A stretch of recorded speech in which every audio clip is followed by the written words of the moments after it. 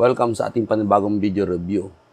Ang re-review natin sa video na to ay ang GVDA Smart Digital Multimeter at ang GVDA Soldering Station. 2021 new Smart Multimeter. BA Control HD LCD, 9,999 counts, input jack indicator, at NCB measurement. 2021 new soldering station. Auto standby and auto sleep, PID temperature control technology, 5 pre-soldering iron o tawagin nating soldering tip, ceramic for heating. Simulan muna natin dito sa ating smart multimeter. Ang model nito ay GD128. Kaya itong magbasa ng DC voltage, AC voltage, DC current, AC current, resistance, capacitance, frequency, duty cycle, temperature, bar graph, smart function, AC-DC voltage, resistance, and continuity, automatic identification of current input, live test, non-contact voltage, diode test, continuity test, max, min, average, relative measurement, data hold, true RMS, fuse burning prompt function, low battery indication, auto power off, flashlight, input jack LED indication. Ang power nito ay 3 AAA. Hindi kasama sa packaging natin. Meron tayong hard case. Kamukhang-kamukha nung isa nating intelligent tester. Buksan natin ito. At, ayan siya. Ang ganda. Ang laki ng screen niya. Meron tayo ditong test probe, temperature na test probe, at yung kanyang manual. Ang tester natin ay may power jack dito sa ibabaw. Tapos, ito yung NCB sensor niya. Meron tayong flashlight na button dito. At APO o APO, auto power off, array on off. Ang jack natin ay standard. Ibig sabihin, 4mm siya. Maganda. Kaya ko nasabi yun kasi kung napanood nyo tong video natin dito, sa intelligent multimeter, maliit lang kasi ang jack nito. Kamukhang-kamukha siya. 2mm lang to. Ito 4mm. Okay. Kamukha o kamag-anak yata to. Kuya siya. Range, relative o delta, hold, automatic function, select, at min-max. Ang power natin, 2 seconds on. Beautiful. Colored ang display niya. Tapos, wala siyang patayan ng backlight. So, palagi itong naka-on ng backlight. Meron tong kagandahan, pero medyo malakas sa battery ito, okay? Ito yung kanyang auto power off. Pag pindot natin to, ito yung APO, o auto power off. Ang auto power off niya ay 15 minutes. Flashlight. 1 click lang din. 2 seconds para i-off. Alright, 2 seconds para yon. At itong maganda sa kanya. Sinasabi niya kung saan mo dapat isaksak ang test probe. So, itong 4 na to ay katumbas tong 4 na slot natin. Halimbawa, pag pindot natin auto, sabihin niya.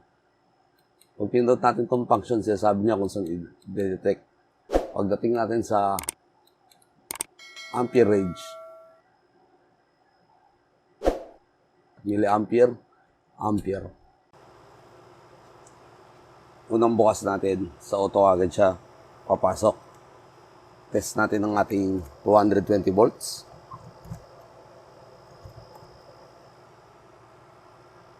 Meron tayong dalawang display, 221 volt at yung pangalawa ay hertz. Ngayon, nasa auto tayo. Meron tayo ditong 12 volts na battery. Sinabi niya nga pala, AC. Lipat natin dito. Sasabihin niya rin na DC. 12.33 na wala ng negative. DC voltage. Okay, syempre may drawback. Sa AC voltage, 0.5 volt pataas ang madedetect niya pag nasa auto mode. Sa DC, 0.8 volt pataas. Nasa auto mode pa rin tayo. Test tayo ng fuse. Ito ay simple fuse lang.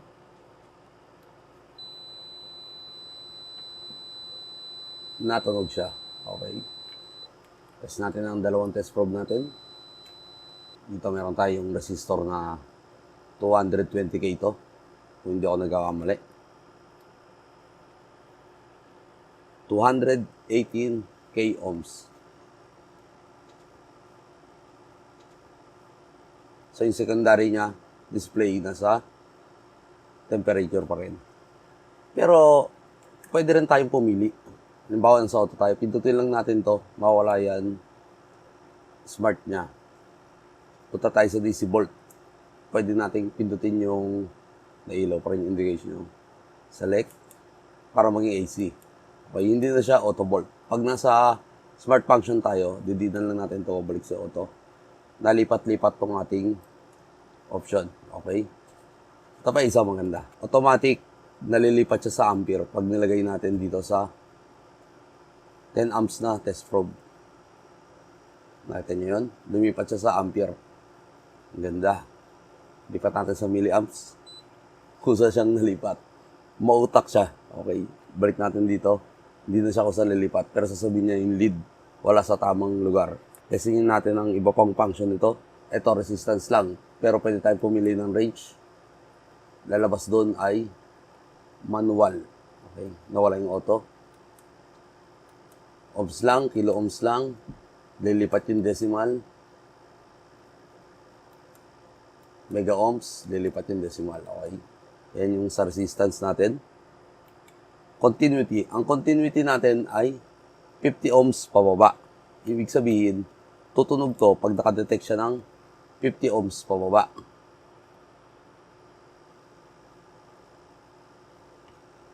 Wala. Hindi niya rin i-recognize yung mas mataas na resistance. Okay. So, simple lang.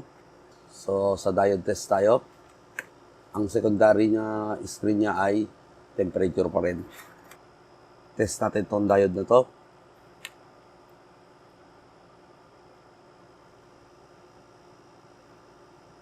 Wala. Tumutunog. 0.538 volt. Okay? Subukan natin sa isang rectifier. AC. Wala. Good. Isa pa. Good. Pag binaligtad natin.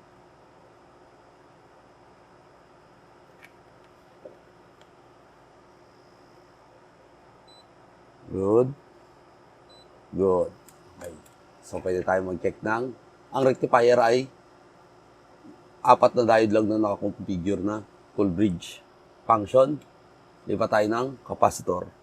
Capacitor. Ito ay DC capacitor. Meron siya negative. Tinuturo niya. Ito ang negative. Ito ang positive.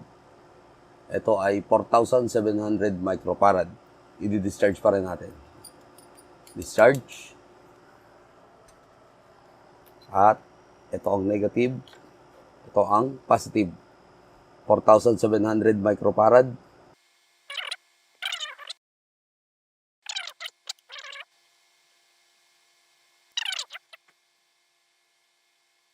.6 microfarad.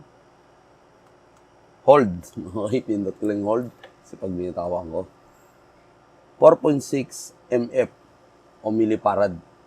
Ito ay 4,700 microfarad. So, tama.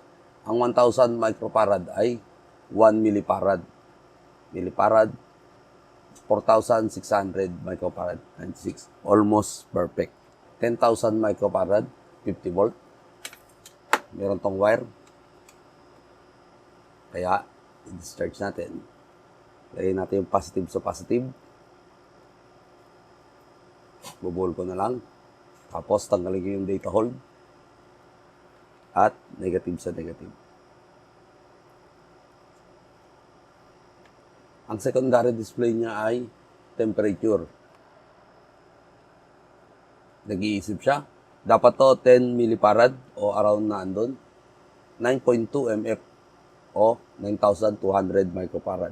Ito ay mga DC capacitor. Subukan natin ang AC capacitor. Meron tayo ditong 450 volt, 80 microfarad. Okay, tingnan natin kung buo pa ito. Mukhang bulok na. Lagay lang natin dyan. Discharge pala muna natin. Gawin natin practice ang pagdi-discharge ng capacitor para safe. Safe sa atin at sa ating tester.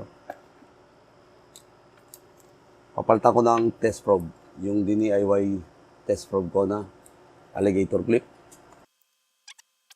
Ito ay AC capacitor. So, wala tong polarity. Kahit saan tayo maglagay ng at kahit saan natin ilagay yung ating test probe. 80, come on. 81.56 UF o microfarad. Kita natin yan. Kita ba? Ayan. So, ayan yung ating para sa capacitance test. Ngayon, function, millivolt. Function ulit, hertz frequency. Balik natin yung kanyang test probe. Test tayo ng frequency. Saksak natin sa ating outlet.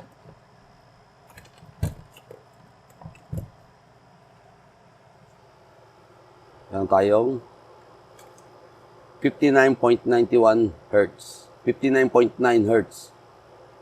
50% duty cycle. So, duty cycle yung kanyang pangalawang display.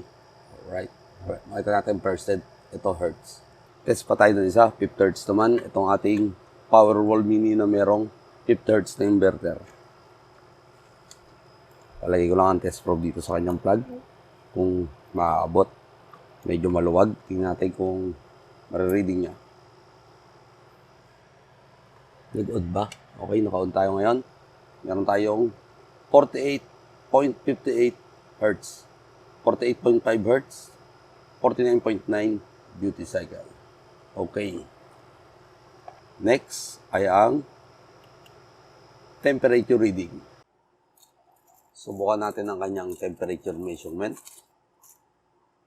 gamit ang kanyang temperature test probe. Ngayon, meron tayong 23 degrees Celsius o 74, 76 degree F. So, converted na siya automatically. Ngayon ay nakabukas ang ating aircon. Magandang pagkakataon. Subukan natin to sa ating soldering station na merong auto standby at auto sleep. Sa packaging, medyo na-bend yung kanyang box, pero wala naman daming sa loob. At ang promise ni GVDA ay mas titigas ang paraw nila ang outer packaging ng box para sa mga future orders natin. Assembling ko muna to.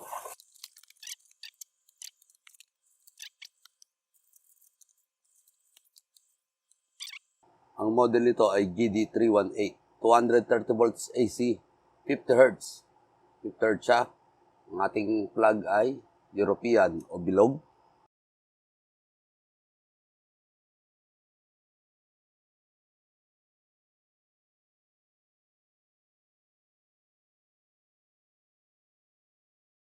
Ano tayo 5 soldering tip? Malapad, matulis, matulis. Pinakamatulis. Ang ganda. Tapos, yung nakakabit sa kanya ay matulis din. So, parang normal lang. Ang pagpapalit nito ay madali lang. Siguraduhin lang natin malamig ang soldering iron. Buksan natin tong thread na to. Iangat natin to. At, ayan na yung tip.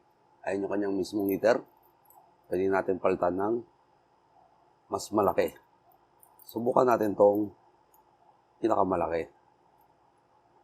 Kailang natin dyan at ibalik natin yung cover.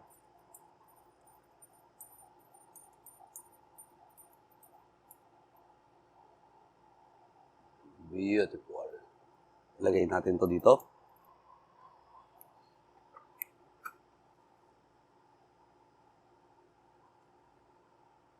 Ngayon, subukan natin tong i-on. Meron tayong switch dito sa ibabaw. Sasaksak ko lang muna. On natin. 148 degrees C. Alright, up. Ang tuloy niya. Ngayon, wala pang init. Petay ko kagad kasi ilalagay ko to dito na lang. Temperature check tayo. Lagay ko lang yan dyan. Kita ba ang ating tester? Mainit kagad siya. 45, 46. Sa mismong heater tayo nakakabit. Ngayon, rapid heating ang advertise ng GVDA dito. Ngayon, on natin. Sa 148 tayo, tumataas. Kita ba sa ating camera? Adjust natin ang temperature. Lagay natin sa 300. 300 degrees Celsius. Tingnan natin kung gaano siya katulid. May lumalagatik na relay akong naririnig.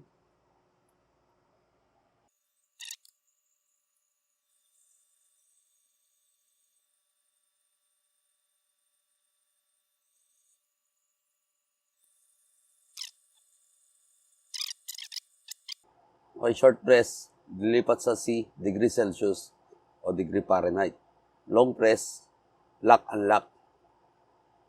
Ayun, murap. I-adjust ang kanyang temperature. Taasan pa natin. Ang sagad niya ay 480 degrees Celsius. Ayan. Pumalo yung kanyang wattage ng pumapalo siya ng 50 watts. Pero sa advertisement ni GVDA, ito ay 80 watts. So, naglalaro siya.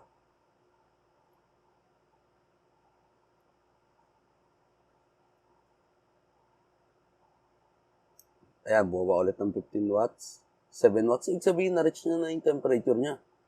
So, ibig sabihin, na-reach na yung temperature niya, kaya nahina yung wattage. Nag-13 watts na lang siya ngayon. No? Maaring dito to. Lagyan natin sa tip. Alright. So, 430 degrees C. Okay, iba pala yung nare-reading ko kanina pa. Pero, ang tulid niya na, oh. Napakainit na pala. Sa ngayon, tingnan natin kung kanyang tunawin yung kanyang LED.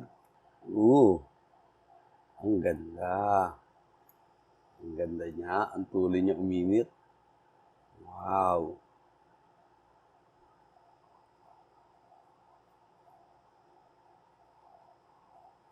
Yung kanyang sponge o yung linisan, parang Scotch Brite. Bilis. Galing niya uminit. Patay ng praktisan. Meron ako ditong capacitor na 3 ang paa. Subukan natin tanggalin.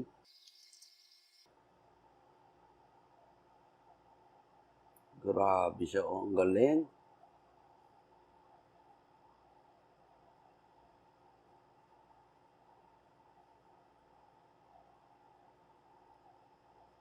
Ang ganda. Ang lakas niya. Napakalakas niya. Ang bilis niya talaga uminit.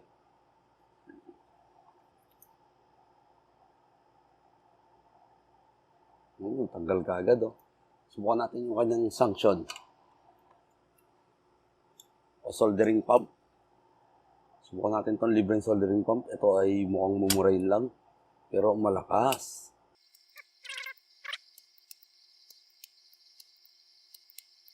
Okay. Ang hirap talaga magtanggal. Double-sided to.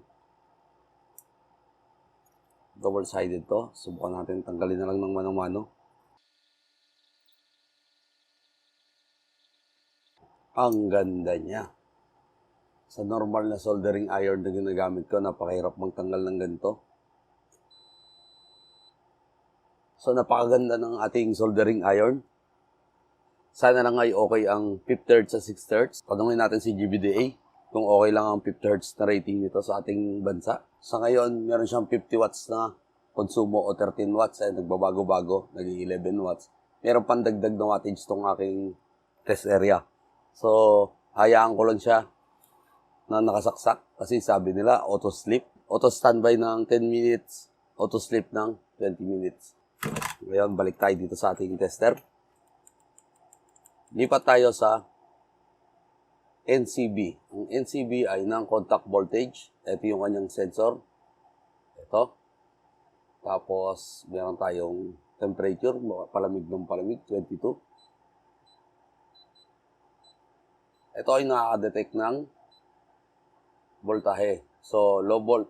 Pag L, mababalag yung nadedetect niya. Pag high, malakas. So, L bago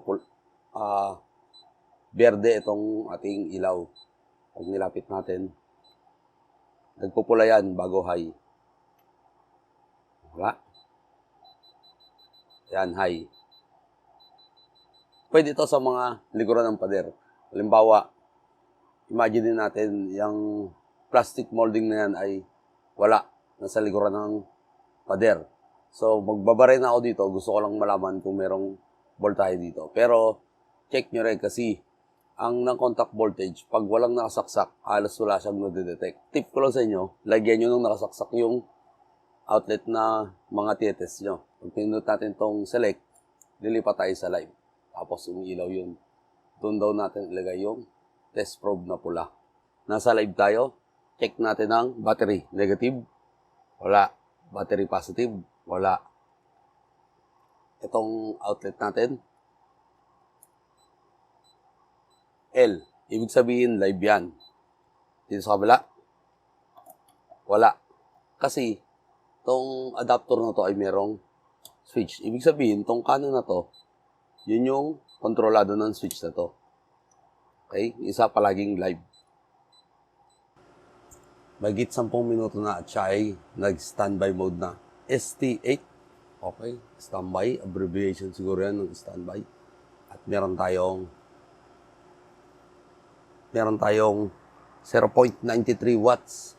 O halos wala na. Yan. Nabuhay na naman siya. Meron siyang pagkakataon na pumipitik-pitik. Hindi ko alam kung paano magising to. Pero maganda siya. Maganda. Maganda yung pictures na yun.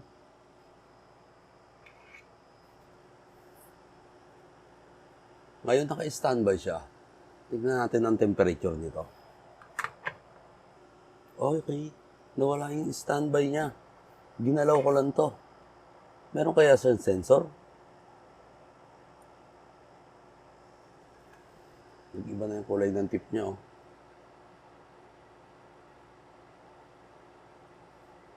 Mainit siya. Oh. Tuloy niya uminit. Oh.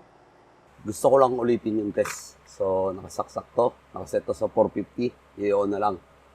Meron tayong 1.67 watt. So, 0 yan dapat. Kasi may konting adjustment tong watt meter ko dito. May problema. So, anyway. Gusto ko makita kung gaano katulin to mag-init. So, nasa temperature ulit tayo ngayon. 32 ang ating temperature. Patay ng aircon. 31, 32. Ganun din ang ating tip. Ngayon, meron akong timer dito. I-start ko lang at i-on ko ng sabay. Okay? 1, 2, 3. 52 watts, 65 watts. Okay.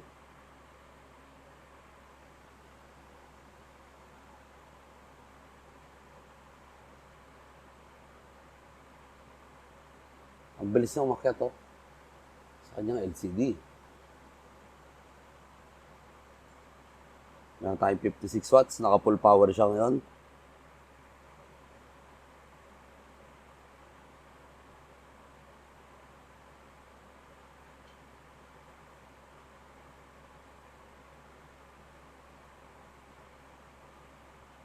$45 watts. 36 watts. Bumaba na. 30 watts. Lumalapit na siya sa dulo. Okay. Gumagana yung PID niya. 16 watts, 18 watts, 19 watts. So, yung rapid niya, pag malapit na siya sa target na 480 degree, magdadaan na. 1 watt. Boom. Ilang seconds? 1 minute. 1 minute. Okay. Pero sa tester natin, 440 lang siya. O delay lang yung pagre-reading nito. Pero mainit na siya. 1 minute. Tigil na siya. Ang galing. Stop. Bababa na. So, medyo delay siya. Mainit to. Ang galing. I like it. Makikita natin sa watt meter yung epekto niya. Ang galing. Okay, ngayon, subukan naman natin yung amperahe. DC 12 volt, 1.2 amps at battery. Lagay natin to dito.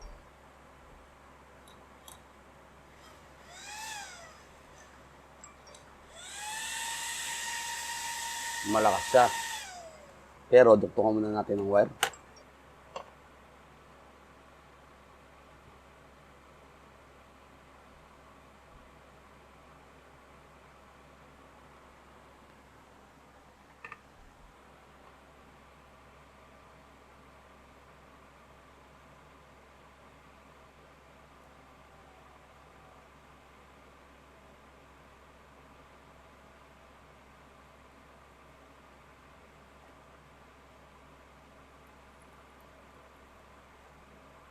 Maning-mani sa kanya yung pagduduktong ng wire. Malapit na pala magdikit tong LED sa negative to capacitive ng battery.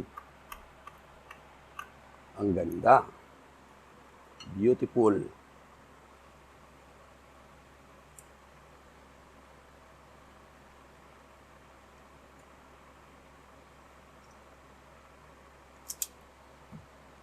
Ganda. Nilagyan ko lang ng jack yung ating negative. At ito yung ating positive.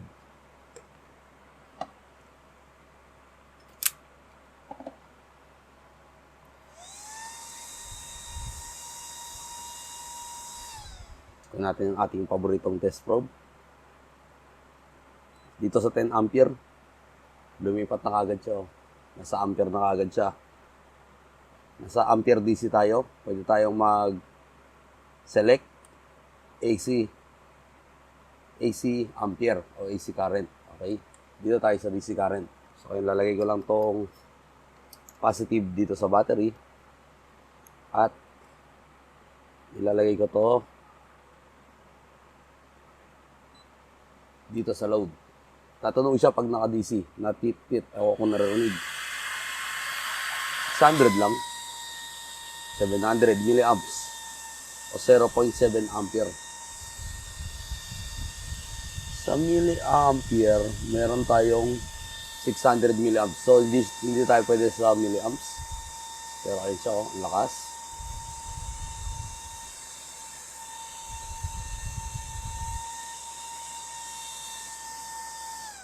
So, yan yung pagre-reading ng ampere. Papa tayo isa. Dito meron akong 12 volt na bombilya. Ito ay incandescent. So, kahit pa paano to, lagay natin sa ating amperahe ulit. 678 milliamps. Masyadong mataas. Gusto ko sana gamitin tong milliamps. Pero wag na. Okay, inulit ko ulit yung test. Sa standby mode na naman siya. Iangat ko to. Tiyak mo kung nasa yung sensor. Wala dito. Galawin natin konti. Ay, okay. Parang vibration. Wala siyang sensor dito. Wala talaga o blanco. So, konting galaw sa kanya, vibration, ay mabubuhay siya o magigising. So, yun lang. Maraming salamat sa panonood at sana nagustuhan nyo itong video na to. Ito ang GVDA GD13 soldering station. Maganda siya. So, re-request natin kay GVDA na provide tayo ng 60 Hz. Maglalagay ako ng link sa video description kung gusto nyo bumili ng magandang soldering station na to. Tsaka itong kanyang smart multimeter na GD128. Maganda lang sana to. Sana nilagay na lang dito sa harap yung test probe.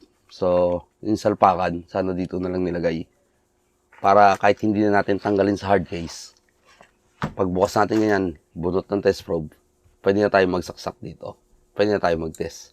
Tapos, yung hard case niya sana, meron tayong, kahit nandito yung stand, para pwede tayong mag-test ng ganito. Pero anyway, ang purpose naman ng hard case na to ay para safe i-travel o mag-troubleshoot tayo, lalagay natin sa bag natin, bibit-bitin natin. So, safe siya. Hanggang dito na lang. Maraming salamat sa panonood at sana nagustuhan nyo itong video na to at itong soldering station na to at ang ating smart digital multimeter. Maraming salamat sa GVDA sa pagpapadala sa atin ng mga sample. Sa ngayon, nagbebenta sila sa AliExpress. Ang store name nila ay GVDA Global Store. Maglalagay ako ng link sa video description.